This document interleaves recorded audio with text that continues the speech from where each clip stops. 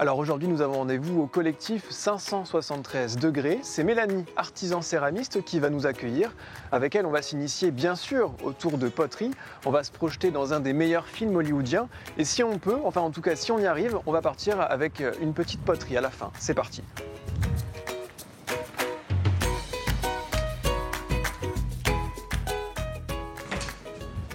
Alors, est-ce que c'est ici qu'on fait de la poterie? Oui, c'est ici. Bonjour Samuel. Bonjour Bienvenue Mélanie. au studio. Merci beaucoup. Bon, j'imagine que je me change. Il faut se changer. Vous avez un tablier juste derrière vous.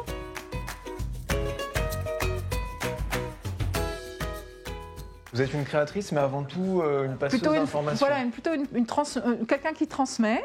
J'ai moi-même été réceptrice d'un savoir-faire et de techniques et de traditions et d'une passion. C'est vrai que c'est une passion qui se transmet très facilement. C'est vrai que le contact avec la terre, c'est quelque chose qui est assez communicatif, très vite addictif. Et donc du coup, voilà, ça m'a semblé, de par mon métier précédent et mes compétences maintenant, assez naturel de pouvoir faire moi-même ce travail de passeur pour des techniques qui sont assez méconnues finalement, qui à mon avis méritent d'être découvertes et appréciées pour ce qu'elles sont. En fait, moi, je suis un peu une passionnée, donc j'aime un peu tout. Mais c'est vrai que ce qui me plaît, et particulièrement dans l'accueil ici au studio, c'est que tout le monde va venir avec un projet différent.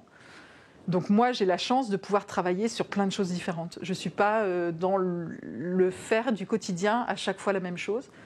Je peux le matin travailler de la porcelaine, l'après-midi de la terre noire, faire de la plaque, puis après être autour. Voilà, j'ai la chance de pouvoir toucher un grand éventail. Pas tout, parce que c'est infini, mais un large éventail de ce qui est possible de faire, on peut le faire ici. Donc pour moi, c'est un plaisir quotidien, oui. Bon, bah super. On est là, évidemment, c'est pour les grandes scènes hollywoodiennes. Ce qu'on a envie de voir, c'est le tour. Est-ce qu'on peut aller se mettre les mains dans la boue? Alors, on va aller se mettre les mains dans la boue. C'est le cas de le dire. Voilà le tour. Il va falloir relever les manches. Allez, je me relève les manches. Je vais vous montrer et après, vous prendrez ma place. Je ne vous parle pas beaucoup parce qu'en fait, quand on tourne, la terre réclame notre présence. On a besoin d'être là. On est vraiment dans un dialogue de sensations. Il faut que j'écoute ce qu'elle me dit, mais avec mes mains. Donc là, je commence par la forme qui est la forme à partir de laquelle on peut presque faire toutes les autres. C'est le cylindre. J'exerce des pressions légères. La terre est très réactive. Elle n'a pas besoin de forte pression. En fait, je l'accompagne. Je l'accompagne vers le centre ou vers l'extérieur pour lui indiquer que l'on veut s'écarter ou se rétrécir. Et en fonction de la tension et de la pression que vous lui mettez, elle réagit. C'est pour ça qu'il faut être... C'est un moment où on est très très concentré sur ce que l'on fait. Les gens qui viennent faire le tour, ils apprécient ce moment où on est complètement déconnecté de l'environnement. On ne se rend pas compte du temps qui passe parce qu'on est vraiment, vraiment en nécessité d'être ici. C'est ici, c'est là. On est vraiment au centre. Vous êtes prêts? Ok, bah ouais, j'ai tout à fait compris les consignes. C'est bon. Alors on va s'y mettre. Pour ça, les mains ici. Et le travail, ça va être de donner une pression en bas en même temps qu'on monte les mains. Et en même temps, on affine. Et ça, c'est ce qui s'appelle la chance du débutant. Parce que c'est une quille parfaite. Ah. Un petit peu décentrée, j'exagère. Mais elle est régulière et elle est montée en cône. D'accord. Ça, on aime bien. Après, il faut la faire descendre.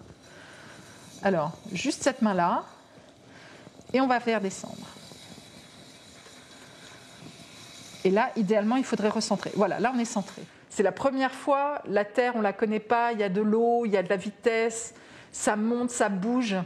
On ne sait pas trop quoi faire. Donc, au début, le cerveau fonctionne beaucoup. Et arrive un moment, une fois qu'on a intégré ces gestes, une fois qu'on les a complètement acquis, le cerveau se déconnecte et on est strictement dans la sensation. C'est-à-dire la chose qui fonctionne, c'est vraiment les mains qui parlent à la terre et on finit par s'adapter. Et donc, c'est finalement assez relaxant. Mais c'est vrai qu'il faut une petite pratique.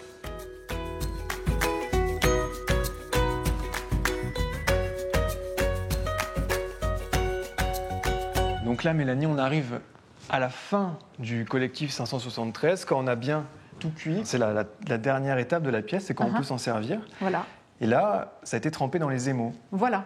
Donc là, on a une terre de Rouchouse, qui est une terre locale. Et ça, c'est une terre de Langeais. C'est la terre à Langeais, tout à fait, qui est bien connue des sculpteurs de la région et en France, voire à l'international. C'est une très belle terre. L'émail permet de donner la couleur et de permettre de vitrifier la terre et lui rend sa capacité à être utilisée de façon alimentaire, puisqu'elle est complètement vitrifiée. Et rend tout unique, c'est ça aussi qui est fou, c'est que ça peut être 2 fois la même terre, mais avec un émail différent, oui. Ça va donner une couleur complètement différente. Tout à fait, tout à fait. Et l'inverse aussi, c'est-à-dire qu'un même émail sur des terres différentes, vous voyez cet émail ici sur une terre rousse sort légèrement vert, et sur une terre noire, il sort chocolat, café. C'est le même émail, mais ce sont des terres différentes. Donc on a un terrain de jeu absolument magnifique. On est gâtés en fait par la terre. Ce sera le mot de la fin. Merci beaucoup Mélanie de nous avoir reçus. Et puis Avec merci plaisir. à tous de nous avoir suivis. Puis à bientôt pour un nouveau Rencontre en terre inconnue.